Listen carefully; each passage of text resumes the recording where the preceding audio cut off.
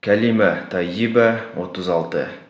Амр бин Абаса радиаллаху анху пайғамбар саллаллаху алейхи вассаламдан ең жақсы иман қайсы деп сұрады. Пайғамбар саллаллаху алейхи вассалам хижра, башқаша айтқанда көчіп кету менен болған иман деді.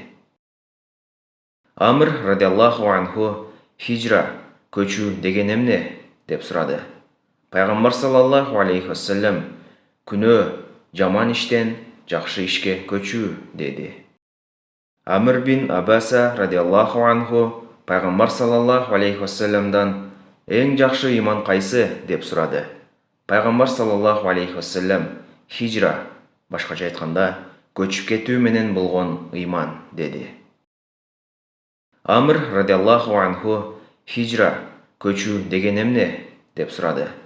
Пайғамбар саллаллаху алейхи вассалам күнөө жаман иштен жақсы ишке көчүү деді. Амр бин Абаса радиаллаху анху пайғамбар саллаллаху алейхи вассаламдан ең жақсы иман қайсы деп сұрады.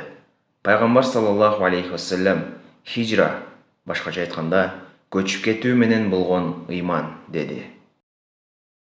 Амр радиаллаху анху хижра, көчүү деген эмне деп сұрады. Пайғамбар саллаллаху алейхи вассалам күнөө жаман иштен жақсы ишке көчүү деді. Ахмадтың муснады.